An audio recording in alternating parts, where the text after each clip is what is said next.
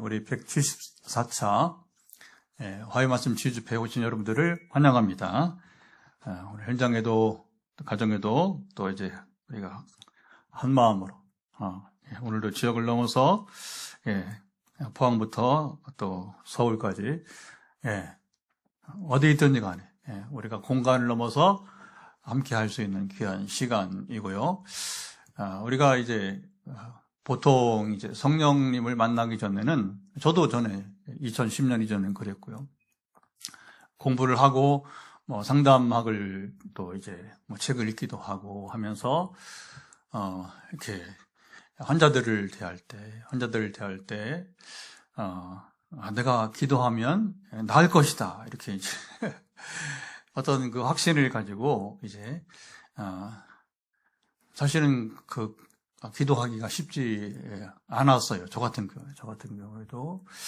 그런데 우리가 매주 이렇게 여러분 지금 174차나 이르도록 뭐 우리 교회는 이제 사실 개척을 하고서는 매일 일과 거의 개척 초기부터 제가 개척하기 6, 7년 전에도 이제 전통교회에서 포항에서 가장 오래된 교회에서 성령 임하니까 자연히 뭐 치유 기도는 뭐 이제 하게 되고요.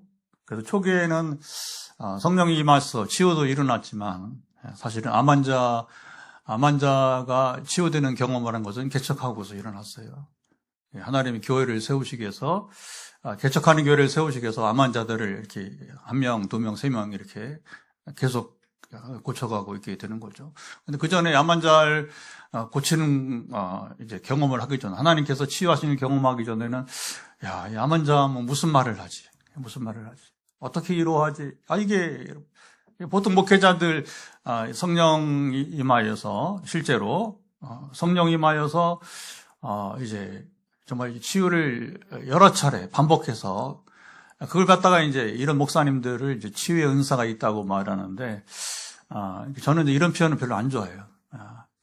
그래서 왜냐하면 마치 은사라고 하면 뭐 목사님만의 뭐 목사님이 신령하게 되고 목사님이 신령해서 뭐 그 속에 어떤 기가 있어서 여러분 나타나는 것처럼 여기기 때문에 그렇게 또 오해를 하고 은사자들도 그렇게 오해를 하고 이제 그동안 많은 폐해가 있었어요. 한국 땅에 이제 근데 어쨌든 차이가 뭐냐? 성령이 실제로 임해서 성령이 일하시는 경험을 하면서 살아가는 목회자와 그렇지 못한 목회자들은 엄청난 차이가 여러분 있습니다. 그 실례로 지금도 저는 17년째 이런 생활을 하고 있음에도 불구하고 이제 우리 목회자들이 다양하게 있는데 이 치유 얘기만 나오면 이제 고개를 확 돌리거나 아니면 이 대화에 못 따라와. 대화가 안 돼. 그래서 아예 소통이 안 되는 경우가 90% 이상은 돼요. 90% 이상. 그러니까 참 이게 여러분 우리가 이런 시간을 갖는 자체가 이거 참 대범한 겁니다. 아멘. 대범한 거예요. 대범한 거. 제가 무슨 수로 이거 174차 치유 집회를 끌고 가느냐. 뭐 제가 끌고 가는 게 아니라 성령이 일하시니까. 저는 더 증거자니까. 그리고 17년째, 아까도 막 거의 하루도 빠짐없이 약한 자, 이제, 우리 중환자들은 매일 기도해줘요. 어떻게 하겠어요? 중환자들은. 그 다음에 이제 또 일주일에 한 2번 하는 분들이 있고, 이렇게, 한 번만. 목사님, 저는 이제, 안정기 들었으니까, 이제 한 번만 해도 평안하니까. 그리고, 우리 교도들 중에도 그런 분이 있어요. 얼마든지, 뭐, 본인이 받아야, 본인이 여러분 수용이야 기도가 되는 거니까, 그래서 이제, 한 주에 한 번만 하는 사람도 있고, 이렇게. 아니면 이제 우리 교우들은 되게 이제 현장에서 만나니까, 이제 안수기도도 하고 그러니까, 전화기도를 할 필요는 없어요. 거의. 그러니까 이제 뭐 그냥 메시지만 전해줘도 본인들이 기도하고, 그 다음에 이제 우리가 주일이든지, 우리가 또 화요일날 금요일에 오신 분들은 또, 기도를 하니까 또 그렇게 하기도 하고, 그 방식이 다양하고. 그래도 기도의 기회를 많이 갖는 것은 지금 고난이, 환란이 왔기 때문에, 특별히 이 중환자 분류에, 여러분 그 차이는 아시겠죠? 그러니까 가벼운 병이 있고, 조금 중한 병이 있으니까, 그래서 중환자 부류에 속한 분들은 긴급하니까 하루하루가 이게 살기가 여러분 쉽지 않으니까 하루하루가 평안해. 하루하루 사탄이 여러분 또 틈을 타고 들어오니까 그래서 이제 부득이 매일 기도하는 것이고 저를 위해서도 물론 매일 기도하고요. 저는 이게 중보자니까 제 자신이 먼저 온전히 서야 되니까 할렐루야. 중보자가 온전히 서지 못하고 어떻게 여러분 중보하기 말도 안 되는 얘기죠, 그렇죠? 그러니까 치유기도를 하면서 제가 얻는 유익 가운데 하나는 또 그게 이제 선교지 다시 이번 우리 9월 말에 또 출발하는데 또 이번에 다시 지난주부터 기도가 시작됐잖아요. 그래서 지난주 이제 프랑스부터 내일은 또 이번 주는 또 탄자니아 또 다음 주에 프랑스 격주로 그렇게 해서 한 6번 정도 들어 6번 격주로 하니까 격주로. 그래서 3개월 전에 하는 이유는 이게 제가 보통 순회하는 적이 한 번 가면 두 군데 이렇게 왜냐하면 또 갔다 왔다 할 수 없으니까 가는 길에 어쨌든 하나님 부르신 곳에 가서 사역을 하다 보니까 그러면 또 이렇게 격주로 이렇게 또 준비하면서 기도하고 메시지는 전해주고 그리고 이제 현지인들도 같이 더불어 기도하고 그래서 이런 삶은 정말 하나님 특별한 은혜가 아니면 이제 우리가 누릴 수 없는. 그래서 저는 이게 하나님의 나라구나. 하나님의 나라구나. 죽어서 갈 나라가 아니라 이 땅에서부터 누리는 이제 하나님의 나라 이야기가 되게 되는 거죠. 그러니까 모든 건 뭐 저로부터 나오는 것은 아무것도 없어요. 만약에 저로부터 나온다면 오늘 저에게 기도 메시지를 받은 수십 명들은 아마 그냥 위로와 격려의 메시지들로 가득 찼을 것입니다. 그런데 그렇지 않잖아요. 그렇죠? 오늘 기도 메시지 받은 분 새벽부터 해서 저녁 식사하기까지 나는 왜 언제 보내냐 상관없어요. 저도 몰라요. 이건 이제 그냥 상황에 따라서 이렇게 보내는 거니까 뭐 나는 빨리 보내 늦게 보내고 그리고 여러분 자신이 그렇죠. 언제는 빨리 받고 언제는 늦게 보내고 그러니까 이제 그건 제가 카톡으로 보내야 되니까 카톡에 이제 이게 막 오르락내리락 하잖아요. 카톡에 아시죠, 여러분들? 카톡에 제가 사용하는 문자를 보내고 받고 하는 게 오르락내리락 하다 보니까 그 기도할 당시에 카톡의 순서가 이제 오늘 같은 경우는 이제 그 기도 메시지가 전달되는 그러니까 저는 그 카톡을 보고서 우리 기도 대상자들을 아니까 그렇게 해서 이제 물론 제가 자료가 있으니까 자료를 옆에 놓고 빠진 사람이 있으면 안 되니까 보면서 이렇게 이제 기도를 이렇게 하게 되는 거예요. 어쨌든 우리 화요일 날 신명 나는 시간 왜 신명 나느냐? 우리가 이렇게 감히 대범하게 여러분 하나님 앞에서 치유를 선포할 수 있으니까 치유를 위해서 기도할 수 있으니까 이게 여러분 이런 경우 어디 있어요?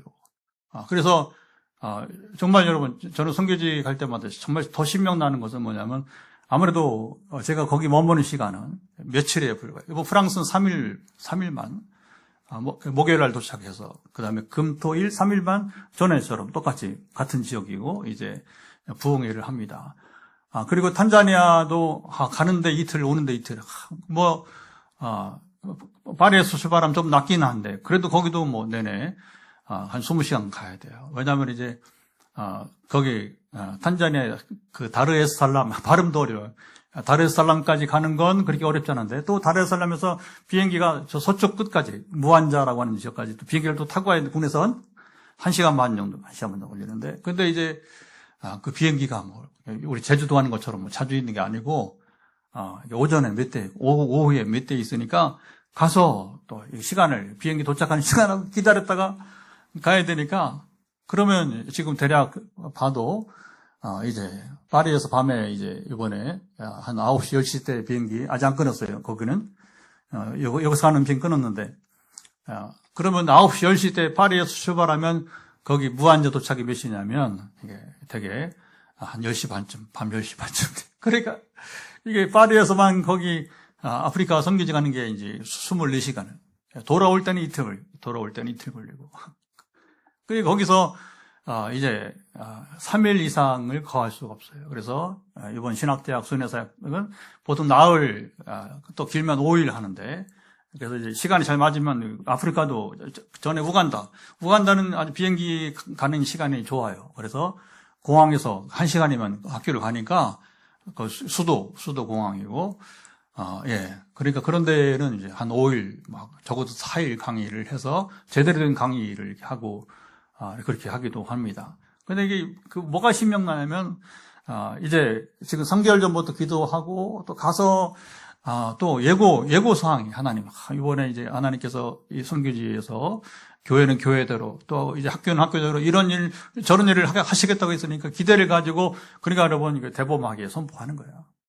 그래서 이제 강의를 하다가 저녁에 부흥회 할 때는 이제 여러분 가운데 이런 사람이 있습니까? 하면서 이제 오늘 여러분들에게는 지금 수분 섭취가 부족한 사람이 오늘 여러분 수분 섭취가 부족한 사람 회복되어지고 물론 뭐 이제 물 많이 드시면 되지만 수분 섭취가 지금 부족한 분들 그게 또 물을 억지로 못 마시는 거예요, 여러분. 참 그게 체질이 그래서 오늘 도전 받으시고 이 물을 잘 못 드시는 분 하루에 물을 얼마나 마셔야 된다고요, 김 목사님?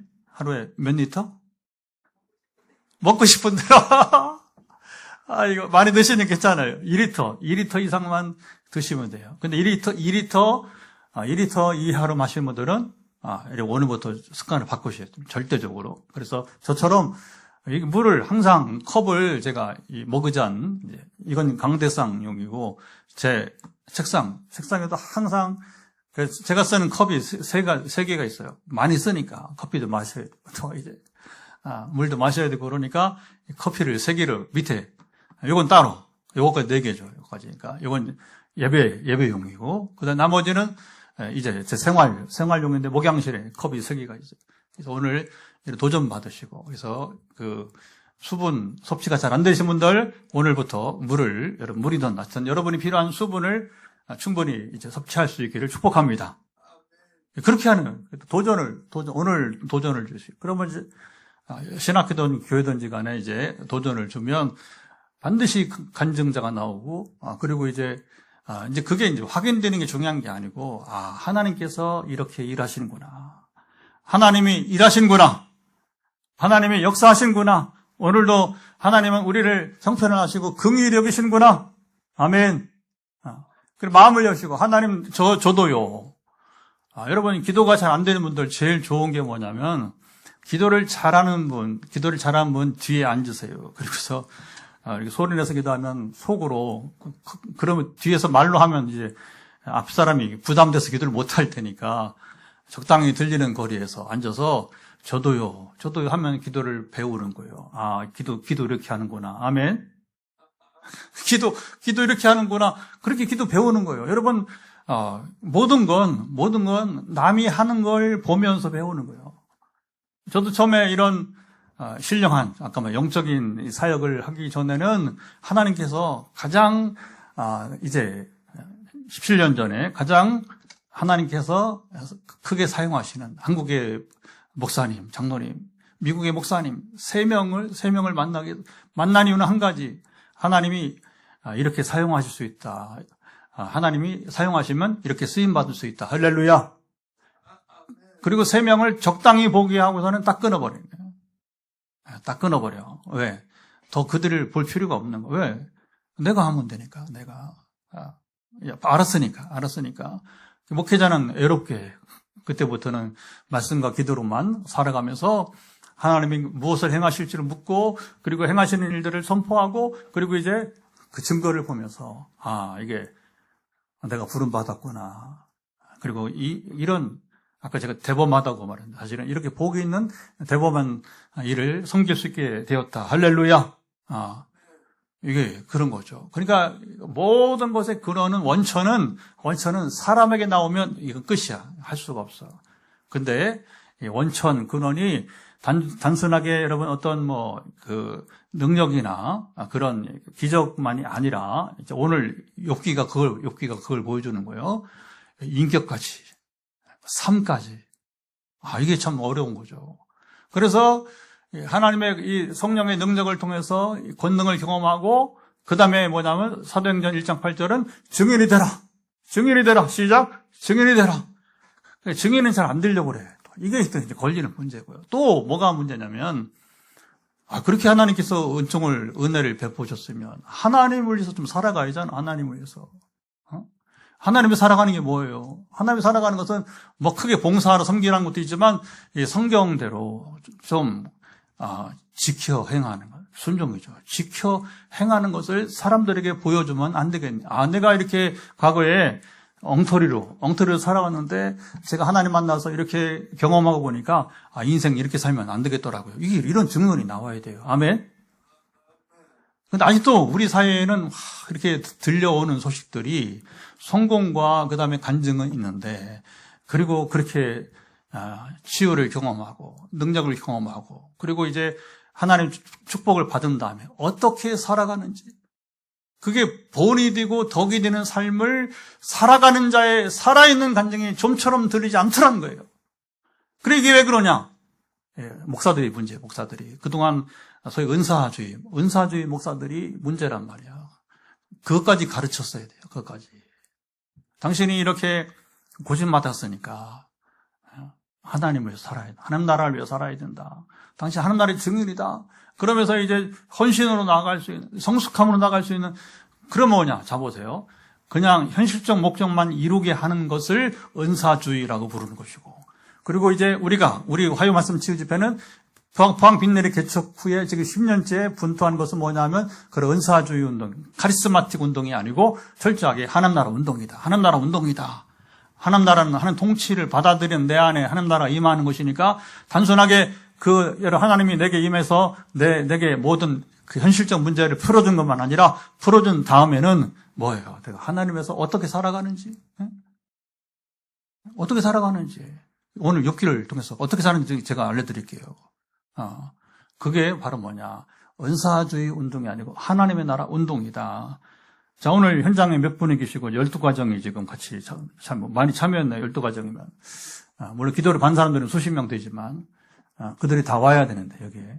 물론 뭐, 시차를 두고서 또 오시는 분도 있지만, 우리가 항상, 제가 이걸 강조하는 이유를 보세요. 강조하는 거. 이제 우리는 이 빗나간 은사주의 운동을 한다면 이게 가치가 없는 거예요. 아무 가치가 없는 거예요. 왜냐하면, 제가 막 초기에, 지금은 이제 흔들리지는 않아요. 그런 것 때문에. 하나님의 은혜를 받고도 이제 막, 헌신 안 하고, 오히려 교회를 문제를 일으켜놓고, 교회를 문제 일으켜 나가고, 여기 개척하고도 그랬어요. 개척하고도. 암병이 났고도 문제 일으켜 나가고, 이제, 거기 내가 뭐 한 거지? 지난 수년 동안 도대체 이 한 사람을 위해서 내가 한 일이 뭐지? 그렇게 갈등이 생길 때가 있어요. 그러나 지금은 이제 결코 흔들지 않습니다. 그런 사람도 있구나 하고 넘어가는 거죠. 원래 그렇게 성령을 경험하고, 그리고 이제 온전한 하나님의 사람으로 거듭나서 인격적으로 삶에도 여러분 변화를, 덕을 세우는 사람. 그게 이제 이것을 하게 하시는 것이 하나님 뜻이니까 저는 엘리야처럼 순종해 나갈 뿐입니다. 할렐루야. 예. 자, 오늘 이제 욥기 29장을 읽었는데, 사실은 이것을 읽은 출발은 어제 새벽 기도할 때 하나님께서 23절을 발견하게 했어요. 23절. 자세한 것은 제가 연구를 해야죠. 그렇죠? 공부를 해야죠. 그렇죠? 선포를 하기 전 성경을 그렇죠. 파악을 해야죠. 그리고서 합당하게 전하는 거죠. 그 한 절만 가지고 하면 또 곤란한 것이고, 이제. 되게 이제 우리가 조심해요. 성경을, 이제 치유 집회라도 조심했거든. 그냥 한 절만 읽고서 설교 제목은 비를 기다리는 마음. 시작. 비를 기다려. 비를 기다리면 23절이 취한 거예요. 그러나 요 한 절만 가지고 얘기하면 이게 절대 곤란한 거예요. 그럼 또 은사주의로 그냥 끝날 수밖에 없어.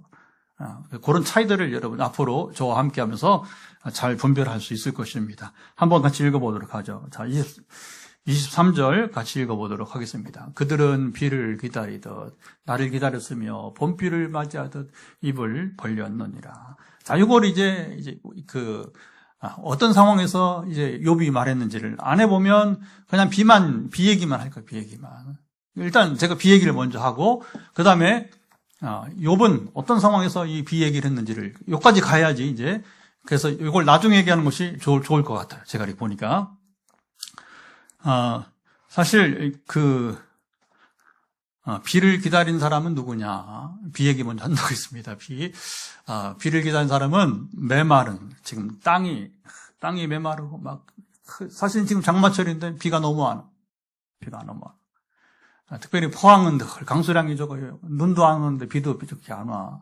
오늘도 비가 온다고 조금 오고 많이 오지. 그래도 좀 쏟아지는 것처럼 쏟아지는데 올해 장마인데 조금 더 한번 푹 적셔줘야 되는데. 그러니까 이제 자 보세요. 비를 누가 기다리냐. 지금 가뭄을 겪는 지역에서는 옛날에 강릉, 얼마 전에 강릉, 그죠? 재작년인가요? 재작년 강릉처럼 막 물이 없어가지고 그죠? 그 메마른 곳에 여러분 사람들이 비를 기다리는 겁니다. 그걸 뭐라고 보나요? 예술이 말한 대로 심령이 가난한 자는 복이 있나니 마음이 가난한 자가 비를 기다리는 것입니다. 아멘. 이게 마음이 가난하지 못하면 부자로 살아가면 예수님 말씀한 대로 부자가 천국 가기가 얼마나 힘든지 아냐? 낙타가 바늘기 들어가면 힘들어요. 그거 맞는 말이에요, 맞는 말. 왜 부자들이 여러분 왜 믿기가 힘들어요? 왜 예수님 믿기 힘들어요? 왜 천국 힘들어요? 지금이 천국이니까, 지상 천국이니까. 그러니까 교주들, 이만희나 하여튼 여러분 모든 교주들 이 사람들은 천국 안 믿어. 이 사람들은 여기가 자기가 누리는 자기 왕으로 사는 나라인데 무슨 천국이 뭐예요? 사람은 속이면서 속이는 자예요, 속이는 자. 여러분 100% 이단 교주들은 100% 속이는 자예요. 이만이든 하나님의 교회든 여러분 이제 지금 막 극성을 부리는 여러분 이단들이 다 항상 여러분 그래 사두개인들 성경 사두개인들을 천국 안 믿었어요. 왜? 아니 사두개인이 누구예요? 사두개인이 솔로몬 시대에 사독 제사장이 후예들을 사두개인들이라고 부르는데 제사장 가문이 여러분 부활도 믿지 않고 전부 다 왜 안 믿어요? 그들은 대대로 그냥 일하지 않고도 상류층 생활을 즐길 수 있는 그런 특권을 가진 사람들이기 때문에 그렇게 여러분 오랜 세월을 내려왔어요. 근데 굳이 그들에게 천국이 필요해요. 여기가 천국인데. 일하지 않고도 그냥 여러분 이제 그냥 최고 생활을 누릴 수 있다면 그게 여러분 안 통하는 거예요. 안 통하는 거. 너희 가난뱅이들이나 너희 못난 인생들이나 천국 말하고 하는 거죠. 이게 보통 그래요. 보통 그게 뭐냐면 이게 그 사람들 배가 부르니까 비를 기다릴 리가 없게 되는 거죠. 여러분 치유는 이 비 얘기를 하면서 치유는 내가 강해서 시작되는 것이 아니라 내가 목마르다, 나는 연약하다. 그러니까 나는 연약한 피조물이라는 사실을 인정하는 순간 시작이 될 것입니다. 그래서 지금 여러분 지금 화요 말씀 치유회 오셔서 현장과 가정에서 함께하면서 지금 가난한 자들, 여러분 심령에 가난한 자는 복이 있는 것입니다. 나는 연약합니다. 나는 지금 하나님의 절대적인 그냥 도움이에요. 절대적인 도우심이 필요합니다. 그래서 제가 이제 중환자들 어떻게 말하냐면 병원에 입원해 있다 아니면 집에 있든지 간에 당신 지금 초소 방이 거기가 수도원, 기도원이 되게 하라. 그게 뭐예요? 근데 그것도 힘들어요. 참 내가 17년째 섬기면서 나 같으면 얼마나 좋은 기회인가. 나는 그냥 말씀만 있고 기도만 하라고. 최고 좋겠어요. 물론 그래도 제가 일반 목회자보다는 지금 목회 자체가 지금 이렇게 가고 있으니까 더 많이 말씀을. 그러니까 5주에 한번 성경을 읽고 이제 더 빨리 읽을 수 있어요. 그러나 이제 빨리 읽는 게 목표가 아니라고 있으니까. 그러니까 이렇게 또 하여튼 매주 기도하는 자들이 또 중보하는 자들이 충분히 있으니까. 근데 이제 환자들이 이게 아마 제가 봤을 때는 훈련이 안 돼서 그런 것 같아요. 훈련이. 어떻게 성경을 읽고, 어떻게 기도하고, 하나님을 가까이 하는 것이 이거 잘 모른단 말입니다. 그러니까 이제, 그래도 그 믿음이 있는 사람도 있잖아요. 그러면 이게 기회예요. 하나님 기회를 주시는 것입니다. 중환자들 여러분 병원과, 그 다음에 여러분 집이 뭐냐면 기도원이, 수도원이, 그게 뭐예요? 모든 건 일을 멈추고 하나님께만 집중하는 겁니다. 하나님께만 귀를 기울이는 것입니다. 그게 역대하 16장에 말하는 아사왕에게 했던 말대로 여호와께 전심으로 향하는 자에게 권능을 베푸시나니 여호와께 전심으로 향하는 자에게 권능을 베푸시나니 왜 지금 내가 이런 말로는 하는 절대적인 긍휼과 능력으로 함께하면서 그러면 당신의 방을 지금부터 그 병원이든 집이든 상관없이 기도원, 수도원 만들라. 여러분 뭐 기도원 강사 필요 없어요. 성경 있는데 뭐 그렇죠? 여러분 스스로 성경 못 읽어 앱이 있는데 뭐 이전 변명할 거니까 그냥 앱이 있으니까 앱에 틀어놓으면 들으면 될 거 아니야. 그러면 다 못 들어도 귀에 들리는 대로 거기다 성경 펴면 못 들을 게 뭐가 있어? 여러분 뭐 강사 이거 의지하지 마세요. 말씀이 능력입니다. 말씀이 살아있는 것입니다. 너무 설교 의존하지 마세요. 제가 경험한 거. 저는 지금 뭐 누구 설교 일체 보지도 않아. 아무 가치가 없어. 아무 의미가 없어. 성경이 있는데, 여기 교과서가 있는데 뭐 참고서가 필요합니까? 여러분, 이거면 충분한데, 복음이 충분한데, 뭐 다른 게 필요합니까? 엉뚱한 소리를 했었고 그런데 뭐 별로 덕이 되지도 않고 그러니까 여러분 잘 들으세요. 그래서 자 우리가 이제 이 고난의 때 마음이 가난한 사람들은 복이 있습니다. 아멘. 그리고 여러분들이 집중해서 말씀으로 기도로 나아갈 때에 여러분의 방이 정말 수도원과 기도원이 된다면 여러분 삶의 새로운 변화가 시작이 될 것입니다. 제가 만나고 그리고 이제 증거를 들어본 사람들의 얘기를 다 보면 자 주목해 보세요.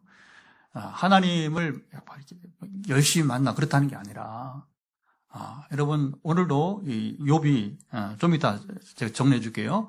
하나님의 임재 이야기, 하나님 임재 경험 이야기를 하고 있어요.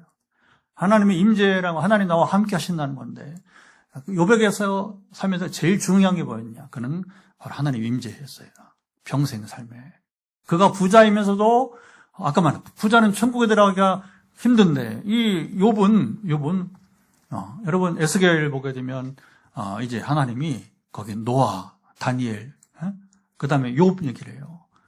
노아, 다니엘, 욥 세 사람이 이제 기도하는 얘기를 합니다. 그들이 기도해도 이제 이스라엘이 워낙 죄를 범했으니까 죄가 심하니까 너희 중 누구도 구원받지 못한다 얘기인데 그러나 세 명은 뭐예요? 세 명은 이미 확실한 구원을 받은 자라고 하는 거예요. 노아, 다니엘, 욥 시작. 노아, 다니엘, 욥. 이게 이제 순서로 말하면 이제 노아 그다음에 욥, 다니엘이 되는 거죠. 역사적 순서로 보면 왜냐하면 욥은 아브라함 시대. 여러분 이게 기가 막혀. 어떻게 아브라함 시대 욥이 있었을까? 그러니까 아브라함은 아브라함대로 하나님 쓰시고 욥은 욥대로 부르시고 사용하시고 아멘. 그러니까 하나님은 아브라함을 통해서 이스라엘만 부르신 게 아니란 말입니다.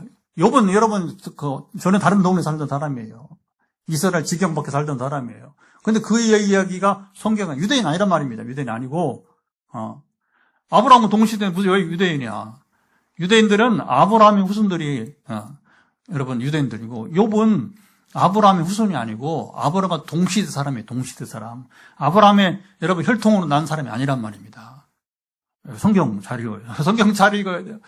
성경이 얼마나 은혜가 되는지 이런 걸 알면 얼마나 더 은혜가 되는지 여러분 모르는 것입니다. 비는 또 위에서 때로 뭐 이제 막 인공 강우라고 그렇죠 아시죠? 인공 강우 그게 비용도 많이 돼요. 한계가 있어 한계가. 어제 저녁에 제가 수도 이게 문제가 생겨서 이제 수도 우리 이사님 오셔서 뭐 깔끔하게 이게 솜씨가 다르니까 제가 하면 물이 터져서 피피 올라오는데 우리 이사님 오셔서 또 도구를 쓰는 게 또 다르요. 도구를 쓰는 게 다르요. 나는 이제 장돌이 이런 거 잘 몰라요. 이제 이거 하여튼 간에 장돌이가 아니고 뭐라 몽키 그 쓸지도 모르고 써보지도 않았고 그러더니 이게 안 되니까 이사님이 요 앞에 카센터 김홍룡 여기 이제 자동차 여러분이 이제 여기 카센터 가서 몽키 빌려오더니 딱 하니까 그냥 수도가 꽉 채워져서 충분히 이 수돗물 여러분 아무리 줘봤자 소용없어. 비가 5분만 내리면 이게 여러분 30분 물 준 것보다 훨씬 비교가 안 되는 것이고 아멘. 그러니까 이게 비는 사람이 인공 강우를 만들든지 수돗물을 뿌리든지 비교할 수 없는 위에서만 내릴 수 있는 것이다. 그리고 성경은 보세요. 은혜를 뭐라고 하냐 부어주신다. 은혜는 부어주신다는 거예요. 비가 쏟아 붓듯이 소낙비가 쏟아 붓듯이 은혜는 부어주신다는 겁니다. 성령도 부어주신다고 하고 사랑도 부어주신다고 치유도 결국 하늘에서 내려오는 선물이 되는 것입니다. 그래서 은사 얘기하지 마세요, 은사에게. 왜 그러냐면, 은사는 선물이란 말이에요, 선물. 그러니까 하나님이, 자, 보세요. 제가 17년째 이 치유 성경을 해보면서 확실하게 제가 은사 개념을 알아요. 은사가 뭐냐. 그때 그 사람에게 하나님이 선물을 주시는 것입니다. 그때입니다. 그때. 하나님의 때입니다. 그 사람입니다. 하나님이 정하신 사람인 것입니다. 왜 나는 아직 아니야. 아직 때가 되지 않았기 때문에. 하나님의 계획 안에 저도요, 예수 믿고 목사가 되고 30년 만에 성령이 임했어요. 신학 박사 되고 20년 신학 공부하고 목회 20년 하고, 그렇게 정확하게 제가 1980년대에 거듭났어요. 그리고 신학 공부하기로 결단해, 고등학교 2학년 때. 그런데 2010년에 정말 30년 뒤에 하나님이 성령이 임하시게 했어요. 30년 동안 성령이 저한테 없는 게 아니라 그렇게 그 하나님의 방식이었어요. 네 공부 먼저 하라. 내가 너를 들어 쓰기 위해서. 왜 어디에 들어? 신학교에. 그것도 처음에는 제가 국내 신학교 강의를 다녔어요. 장신대부 서울부터 부산 여기 대구까지. 근데 이제 가는 곳마다 제가 교수들한테 교수님 제가 이렇게 살아왔는데 성령이 필요합니다. 내가 경험한 바를 학생들이 경험할 수 있는 기회를 주세요. 그랬더니 No. 자 보세요. 장신대도 No. 여기 다 대구 여기 부산 장신 다 No 하니까 하나님이 어디로 있고 서울 장신대 경기도 광주에 있는 네 개 학교를 제가 출강을 다녔었는데 하나님이 어느 날 갑자기 누굴 부르시냐면 수마트라에 인도네시아 선교사님이 포항에 오게 한 거예요. 그래서는 목사님 내년 2011년에 만났는데 2010년 성령 11년에 만나고 12년 내년 여름 인도네시아는 미국처럼 가을 학기가 이제 우리는 봄부터 시작이잖아요. 근데 거기는 가을 학기 시작인데 내년 개강 수련회 해달라고 그래요. 개강 수련회. 신학교 강의만 아니라 개강 수련회. 이게 뭐 부흥회다, 부흥회. 여러분 잘 보세요. 하나님은 노하는 거절하는 곳에 계시지 않고 거절하면 하나님 아실 게 뭐 있어요. 그래서 제가 국내 신학교 강의는 끝났어요. 그리고 갑자기 지금 여러분 팔렘방 우리 인도네시아 수마트라 신학교에는 제가 개관 교수로 돼 있어요. 왜냐하면 그동안 8차례 갔다 온 내년에 11월에 지금 9번째 예정인데 제 이름이 거기 교수 명단에 있어요.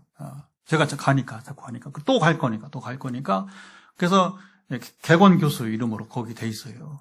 보면 이제 그러니까 하나님이 성령은 환영하는 곳에 임하신 분입니다. 환영하지 않는 곳에 임하지 않습니다. 여러분 하나님 뭐가 아쉬워서 사정하면서 그래서 전도하거나 선교하거나 여러분 특별히 기도할 때에 사정하지 않아요. 사정. 뭐가 아쉽다고 사정을 합니까? 우리가 뭐가 아쉽다고 여러분 교회 나와주세요 합니까? 교회 나와주세요가 아니라 당신 구원받아야 된다고 당신 정신 차리라고 이렇게 해서 이제 여러분 우리가 도전을 줘야 되는 거지. 선택하라 당신. 지금 헛된 인생 살지 말고 그렇게 전도하는 거예요. 뭐가 아쉬워서 우리가 여러분 교회를 오라 마라 여러분 이제 와달라고 그런 거 없어. 와달라는 거. 물론 개척하다 보니까 한 사람이 아쉽고 이제 그렇게 해서 그런 마음도 있지만 그 사람이 어쩔 수 없죠. 그러나 궁극적으로 본질은 그겁니다, 여러분. 그래서 이제 결국은 자 보시죠. 비는 위에서 내리는 것이다.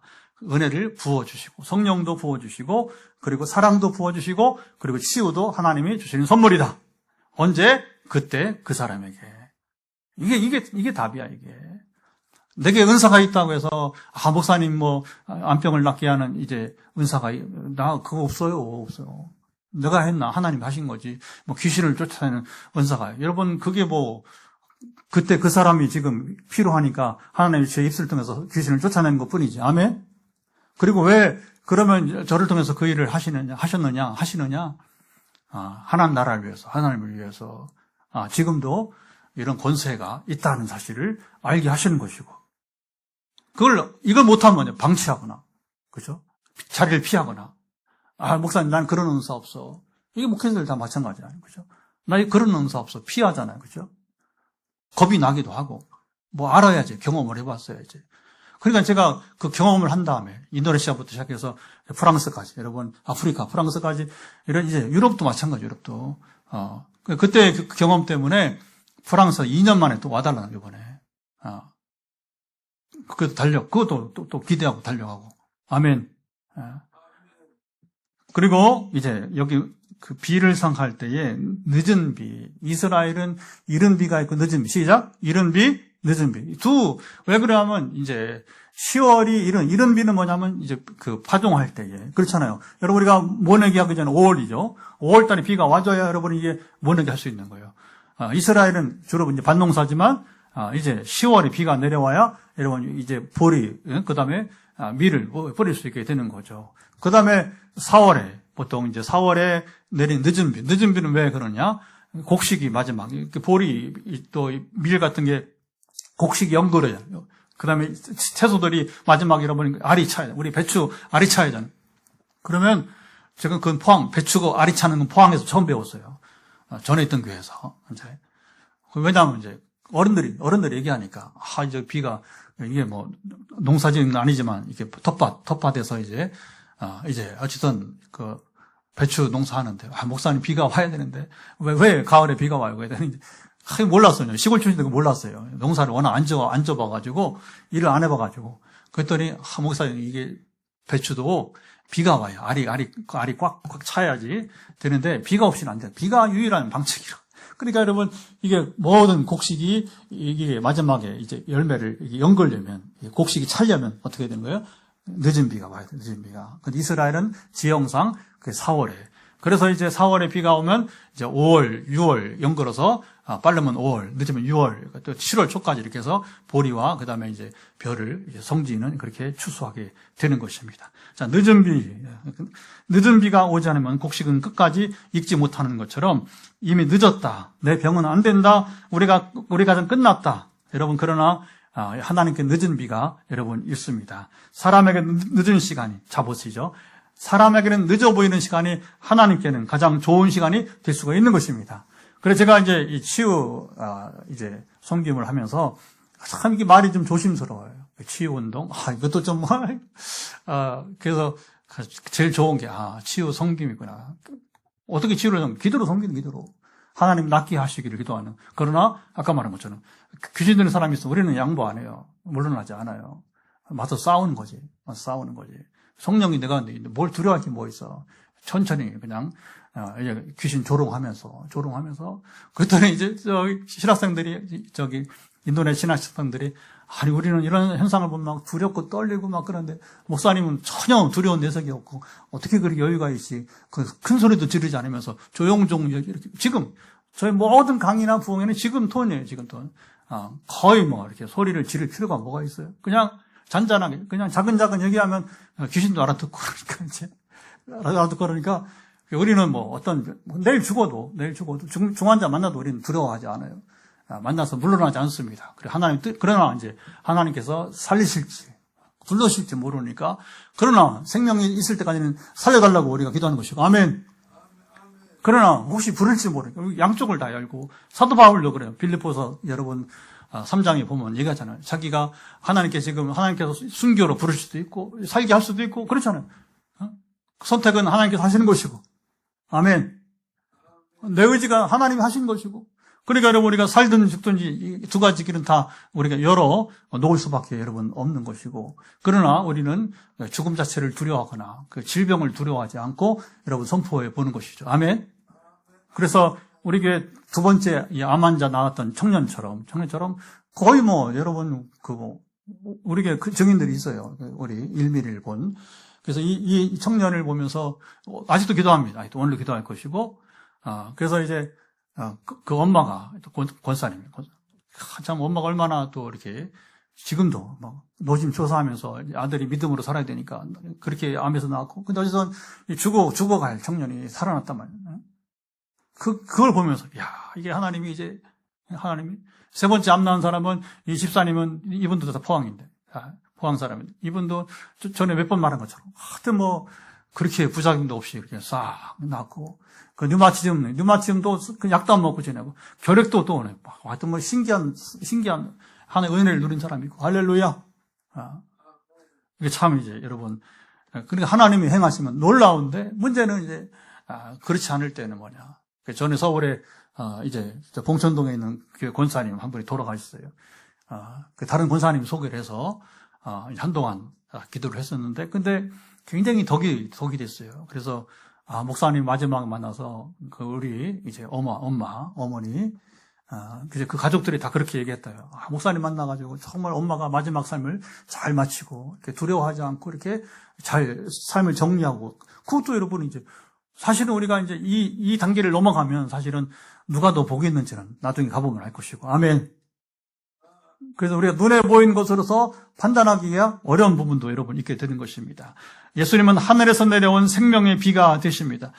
그런 거죠. 우리 비 얘기하는데, 여러분 예수님은 본인이 생명이시고, 내가 곧 길이요 진리요, 시작. 내가 곧 길이요 진리요 생명. 주님은 여러분, 주님 자신이 여러분 생명이십니다.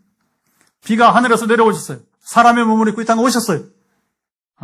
자, 그러면 이제 비 얘기는 여기까지만 하고, 자, 욥기 얘기를 좀 해야 됩니다. 욥기 얘기를.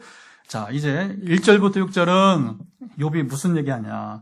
자신이 과거에 하나님과 함께 했던 삶을 여기 노래하고 있습니다. 그게 뭐냐. 지금 이제, 거기 보면, 예를 들어서 한번 보겠습니다. 우리 2절, 3절, 4절 한번 읽어보도록 하죠. 다 모두 2, 3, 4절을 쭉, 읽는 게 제일 빠릅니다. 나는 지난 세월과 하나님이 나를 보호하시던 때가 다시 오기를. 여기서 보호란 말이 뭐예요? 하나님이 실제로 자기를 보호했던 시절. 3절. 그때는 그의 등불이 내 머리에 비쳤고, 하나님이 뭐예요? 등불. 빛이 되셔서 임하셨고, 그 다음에 내가 그의 빛을 힘입어 암흑에서도 걸어 다니니라. 그러니까 하나님이 임재해야 하니까 두려움이 없는 겁니다. 어둠이 있어도 두려움 없고. 4절, 내가 원기왕성하던 날과 같이 지내기를 원하노라. 그때는 하나님이 내 장막에 기름을 발라주셨다. 기름을 발라주셨다. 기름이 뭐예요? 기름이 거룩함이죠.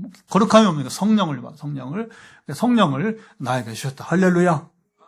그래서 일일이 지금 강해 설교하니까 치유 집회니까, 그래서 1절, 6절은 뭐냐? 하나님이 자기와 함께 하심을 말하고, 그 다음 5절 한 절만 더 읽어보세요. 5절 한 절 더 읽어보면, 그때에는 전능자가 아직도 나와 함께 계셨으며, 나의 젊은이들이 나를 둘러 있었으며, 여러분, 전능자가 나와 함께 계셨다. 이게 바로 뭐냐면, 임재예요, 임재. 그러니까, 욥의 생애에서 가장 중요한 게 뭐냐면, 임재였다는 겁니다. 여러분, 우리가 병이 나았을 때가 안 나을 수 있는, 아까 말한 것처럼, 근데 정말 더 중요한 건 뭐냐? 지금 하나님이 나와 함께 하시는가? 하나님 내 안에 계시는가? 예수님 말하잖아요. 요한복음 15장 7절에, 자, 보세요. 너희가 내 안에 거하고, 내 말이 너희 안에 거하면 무엇이든지 원하는 대로 구하라. 그러면 주시리라. 야, 이게 중요합니다. 자, 우리는 주님 안에 있어야 되고, 주님이 아니라, 제 말씀이 우리 안에 여러분 거한. 그러면 하나님 나와 함께 하시는 거예요. 자, 그러면, 제가 왜 죽어라고 지금 성경 통독 운동을 하고 있느냐? 그리고 후기를 그렇게 써내느냐? 아직까지는 저항한 사람 없어요. 공개하는데 저항이란 뭐냐면 그만하라고. 제가 각오는 하고 있어요. 누구든지 간혹 저항한 사람들이 있습니다. 그래서 제가 조심스럽게 써요. 분명히 거기 표기도 하고. 근데 이것을 왜 하느냐? 우리 한국교회가, 우리 각 사람이 여러분 살 수 있는 마지막 기회는 뭐냐? 말씀밖에 없어요. 말씀을 가까이 하는 것. 시작. 말씀을 가까이 하는 것밖에 없는 것. 가까이. 여러분 말씀을 가까이 하는 게 그러면 얼마나 말씀을 봐야 가까이 하는 거예요. 그것은 제가 이렇게 정의합니다. 저처럼 여러분들이 5주에 한 번 읽기는 어려울 거예요. 왜냐하면 평신도 생활은, 저는 목회자잖아요. 목회만 올리랍니다. 그래도 감사한 것은 37년째 제가 목회하면서 저희 부부가 세상 직업을 갖지 않았어요. 자랑하는 거 아니고요. 하나님이 저희를 그렇게 이끌어주셔서, 개척하고도 저희는 세상 직업을 갖지 않고 지금까지 10년째 개척을 하고 있습니다. 왜 그러냐면 하나님께 올인하는 삶이니까. 하나님께 전적으로 우리가 그 안에 사는 삶이니까. 아멘. 그럼 뭐냐? 통독을 얼만큼 말씀에 가까이 하는 것이냐? 당신이 일상생활을 하면서 최대한 성경을 읽을 수 있는 시간이 말한 거예요. 저는 성령님하고 말씀을 가까이 잘 못했어요. 그런데 이제 점진적으로 가까이 하게 되면서 그것도 하루아침에 안 되더라고. 결정적인 건 10년 전에, 성령은 17년 전이었지만 사실은 말씀을 더 이렇게 지금처럼 이렇게 막 당겨진 것은 뭐냐면, 통독이 당겨진 것은 2016년 제가 9월 초에, 이제 개척하기 전에 하나님이 3주 금식을 하게 했어요. 그러고 보니까 금식하니까 아무것도 더 안 하잖아요. 일상생활이 없잖아요. 그러니까 밥도 안 먹지. 그리고 화장실에 있는 시간도 거의 없지. 떨어지잖아요, 이게. 그러니까 이제 성경을 2주 만에 다 읽더라고요. 기도하면서. 그리고 성경을 읽으면서 거기에 제가 느낌까지, 리뷰까지 쓰면서 해도 2주면 충분하더라고요. 그러니까 그다음부터는 실제로 일상생활 하면서도 말씀을 더 가까이 하게 되었던 것입니다. 그건 제가 즐거워서 하는, 기뻐서 하는, 누구에게 보여주려고 하는 것. 그리고 왜 하느냐? 말씀이 능력임을 17년째 성령과 함께 누리기 때문에. 아멘. 이건 어떤 것으로 대체할 수 없는 거예요. 그 무엇을 대체할 수 없어. 저는 20년 신학 공부하면서 충분히 책을 봤어요. 지겹도록 봤습니다. 그리고 그때 2010년에 2010년 전후에서 그때죠. 예. 우리 김옥래 전사님, 성결교 최고의 부흥사 사모님이고, 이 여름 만나서 야, 책 좀 바꿔라. 책 좀 바꿔라. 오죽하면 하나님이 여러분 그 부흥사에게 지식의 말씀의 은사로 신목사 책 좀 바꿔라. 책 좀 바꿔라. 그리고 이제 기도 좀 하라. 기도 좀. 얼마나 부끄러운 소리. 근데 그 전사님이 이제 사모님이 지금 80대예요. 그래서 이제는 그 어른이 이제 뭐라고 하냐면 자기가 부흥회 다니면서 담임 목사에게 성령이 실제로 자기가 이렇게 권면하고서 권면한 대로 된 사람은 신목사밖에 없다고 하는 거예요. 이게 참 희귀한 거죠. 얼마나 큰 복이고. 할렐루야. 그래서 여러분 우리가 하나님의 임재가 최고죠. 하나님의 임재가 어떻게 누리느냐. 여러분 말씀을 가까이 하세요. 아까 그 여호와께 전심으로 향하는 자에게 권능을 배우고 어떻게 전심으로 향하는 것입니까? 일상생활하면서 성경을 최대한 읽으세요. 이거보다 더 제가 자세하게 말할 수는 없을 것 같아요. 그러면 당신의 삶이 어떻게 변화되는지 한번 보라고 하나님 어떻게 임하신지를 여러분 보시기를 바라겠습니다. 그리고 이제 7절부터 17절은 이제 욥이 그가 살던 동네에서 요즘은 커뮤니티라고 하죠. 공동체에서 어떻게 인정받는 사람이 되었는가. 그 얘기를 여기 하고 있습니다. 자, 7절부터 10절까지 한번 읽어보도록 하죠. 7절부터 10절. 그때에는 내가 나가 성문에 이르기도 하며 내 자리를 거리에 마련하기도. 자, 이거는 이제 그 동네 얘기입니다. 8절. 나를 보고 젊은이들은 숨으며 노인들은 일어나서. 자, 이런 보세요. 젊은이들은 왜 숨어? 여러분 이제 자 보세요. 존경받는 사람, 덕이 있는 사람 만나면 젊은이들은 이렇게 숨어. 노인들은 일어나고. 뭡니까? 노인들은 욥보다 나이가 많은 사람들. 왜? 욥이 위대한 사람이니까. 인격이 있으니까. 부자인데도 겸손하니까. 자, 10절, 9절. 유지들은 말을 삼가고 손으로 입을 가리며. 동네 유지들이 여러분 말을 삼가고 말을 함부로 못한다면. 자, 이게 여러분 보세요. 이게 욥이 어떤 사람이었는지. 욥 앞에서는 함부로 말도 못하고 손으로 입을 가리고. 제가 여러분 전에 그 대전에서 한 4년 정도 다니던 교회가 있었는데 지금도 잊어버려. 김혜식 장로님. 이름도 잊어버려. 김혜식 장로님이란 어른이 있었어요. 근데 이분이 은퇴하기 전에 돌아가셨어요. 근데 그 어른이 살아실 때는 교회가 아주 평안했어요. 좋은 목사님 모시고 교회도 많이 부흥되고. 그분이 이제 목사님이 지금 영어 강사로 지금 많이 알려졌던 문단열이 저보다 1년 후배인데 문단열의 아버지. 혹시 아시는 분들은 영어 강사 문단열, 문단열인데 그걸 우리나라에 문단열 아버지. 근데 그 목사님, 그 장로님 돌아가셨어요. 그다음 교회가 막 이상하게 변화됐어요. 그 목사님, 문 목사님이 장례식 저도 갔죠. 너무 안타까워서. 근데 뭐냐면 아버지 같은 장로님 돌아가셔가지고 자기가 막 너무 힘들어요. 여러분 그런 겁니다. 덕이 되는 장로님이 여러분 나는 그런 장로님을 가끔씩 만나는데 거의 지금까지도 그런 장로님 못 만난 것 같아요. 그런 장로님. 정말 그 목사님이 정말 이제 그 장례식 때만 하신 말씀이 뭔가 제가 목회 현장에 37년째 있으면 더 느끼는 것 같아요. 참 그런 겁니다. 욥이 그런 사람. 그래서 이제 하나님의 임재를 경험한 사람은 여러분 이제 자 보세요. 이렇게 선한 사람이에요. 선한 사람. 악을 행하지 않습니다. 인정을 받습니다. 덕을 세웁니다. 사람들이 함부로 말하가 대하지 못한다는 거예요. 그러면 어떻게 해서 그런데 여기 또 한 가지 이제 흥미로운 것은 욥이 18절을 읽어보죠. 18절 보면 욥이 얼마나 사는 게 재미가 있었겠어요. 고난 당하기 전에 18절 한번 읽어보면 내가 스스로 말하기를 나는 내 보금자리에 숨을 거두며 나의 날은 모래알같이 많으리라 하였느니라. 이게 뭐냐면 이제 욥이 자기는 건강하게 이제 오래 살 줄 알았다는 거예요. 그런데 고난이 오면서 지금 고난 중에 지금 부른 노래잖아요. 그렇죠? 내가 이런 사람이었는데 그러면 얼마나 내가 행복했느냐. 근데 나의 날이 오래일 줄 알았더니 오래 기는 거 지금 죽을 지경의 병 때문에. 물론 죽지 않아요. 죽지 않고 아주 장수합니다. 장수합니다. 자, 그러니까 자 보세요. 우리 인생은 내가 선하게 산다고 내가 믿음 산다고 여러분 고난이 없는 것도 아니고 그리고 형통하는 것도 아니고 자, 이게 보십시오. 이게 보세요. 근데 사실은 이제 욥은 하나님을 직접 만나는, 그러니까 자 보세요. 이제 하나의 음성으로서 직접 듣는 그게 이제 42장 마지막에 그 경험 전에는 그에게도 미숙함이 있다는 거죠. 자 보세요. 이게 봅니다.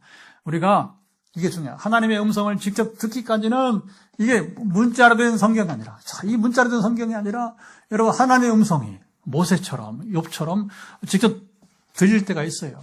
저도 그런 경험이 좀 있어요. 몇 차례. 많지 않습니다. 일생에 많으면 뭐 얼마나 좋겠어요. 그러나 원래 귀한 것은 자주 주는 게 아니야. 꼭 필요할 때만 왜 주느냐? 하나님이 사람으로 세워야 되니까. 겁 없이 세상을 향해서 예언자가 되어야 되니까 여러분 그렇게 해주는 거예요. 그러니까 귀한 체험은 자 보세요. 여러분들 귀한 체험만 바라면 안 되고 여러분들이 정말 그냥 하는 얘기 아니라 목숨 걸고 하나님 나라 일을 위해서 일하려면 체험을 구하세요. 근데 이 참 어려운 얘기예요. 내가 또 그렇게 한다고 또 할 수 있는 것도 아니고. 하나님 부르셔서 이제 쓰시려고 하는 사람들에게 보통 그렇게 이제 하게 되는 것입니다. 그러니까 이 위대한 욥도 뭐냐면, 진짜 문자적인 이게 말씀이 아니라 하늘로부터 직접 음성을 듣기 전까지는 이랬단 말입니다. 우리는 유한성을 인정하시고요. 자, 마지막에, 그 21절, 25절은 뭐냐면, 이제 사람들이 욥을 기다렸다는 얘기 한번 읽어보죠. 21절부터 25절 한 절씩 읽어보면 무리는 내 말을 듣고 희망을 걸었으며 내가 가르칠 때 참 이게 얼마나 멋있습니까?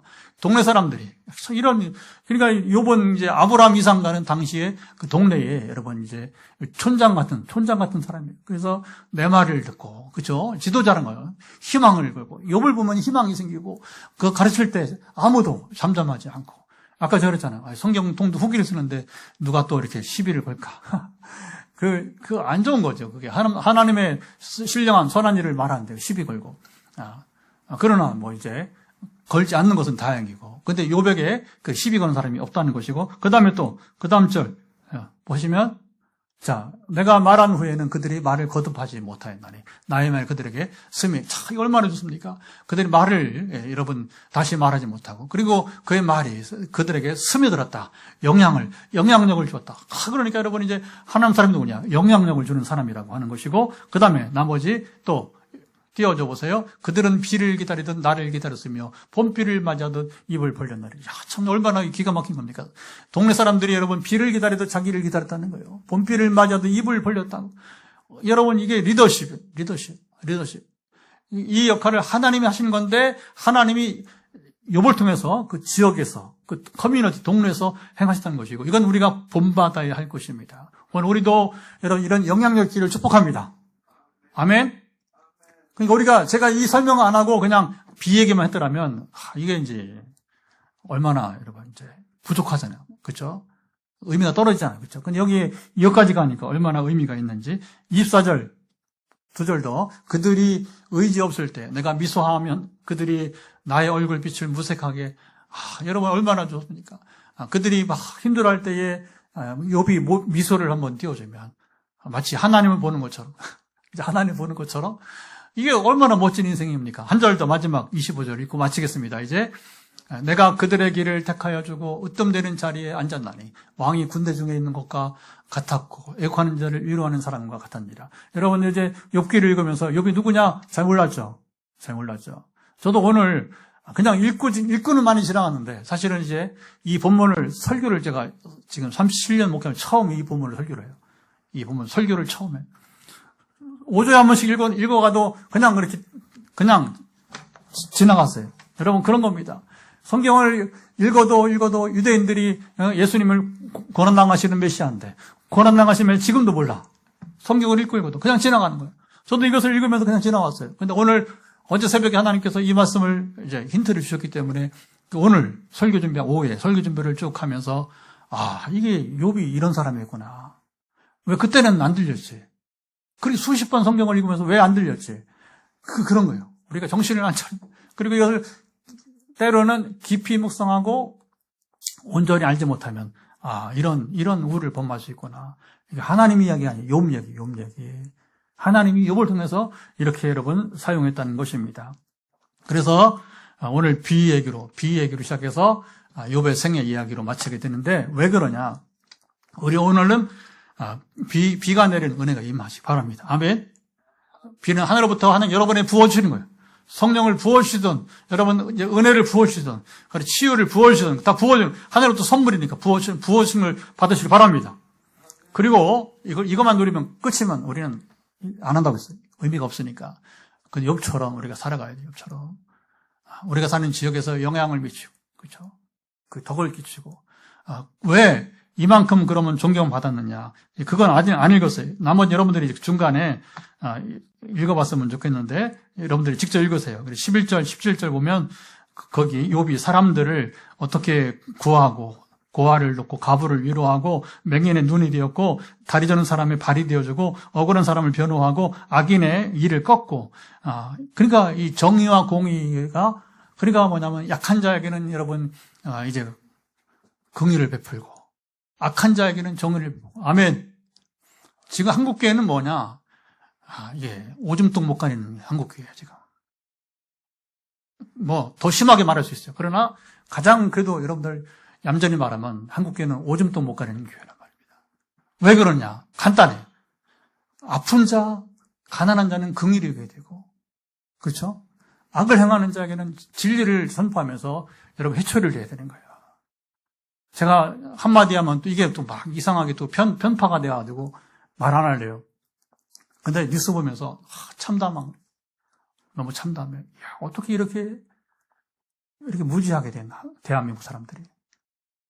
교인들도 확 갈라져가지고, 이거 누구를 위해서 뭐 갈라지고, 왜 이래, 왜.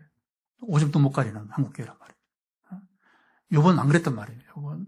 가장 간단해. 진리 기준이 뭐냐. 가난한 자, 병든 자, 여러분 피해자들은 위로해주고, 격려해주고, 아멘. 당신들이 지금 아파서 지금 낫기를 원하는 것처럼, 지금 아파한 사람을 향해서, 여러분, 이미 과거에 상처받은 자들을 향해서, 어떻게 그렇게 대할 수가 있어, 어떻게. 당신들 예수 믿는 거 아니야. 예수 믿으면 그따위 짓 못해. 절대 못해. 그 은사가 무슨 필요가 있어, 그런 사람들에게. 그 다음에 악인을 향해서 여러분 이제, 이게 옳고 그름을 말하면서 정신 차리라고 따끔하게 여러분 이제 충고를 하고 그래야 되지. 같이, 구안해동하고. 어떻게 하겠다는 거. 그곳에 하나님 계시겠어요? 빛내리기가 존재하는 것은 이거예요. 왜 개척교회도 필요했느냐? 한 가지. 가난하고 배고픈 자들에게 긍휼을 베풀고. 그러니까 제가 가난한 나라까지 가는 거예요. 아프리카 저도 가기 싫어. 인간적으로. 거기 뭐하러 가? 지금도 아마 비행기 표 끊어드리는데, 너무 아까워, 이게. 그러나, 어떻게 합니까? 아깝다고 한 겁니까? 부름이니까. 가난한 자를, 병든 자들을 가야 되는 것이니까. 거기 무지하고. 신학이 교수가 없으니까. 교수가 없는 곳에 가는 것이지. 그러니까 내가 하나님께 나도 긍휼을 베푸는 거란 말입니다. 우리가 치유운동 하면서 여러분, 가난한 자를 멸시하고 상처받은 자, 병든 자들을 여러분 돌보지 못하고 악인을 향해서 여러분, 이제 예언자 역할을 못하면서 끝장난 거예요. 그건 그냥 세상 종교 클럽이지 교회 아니에요.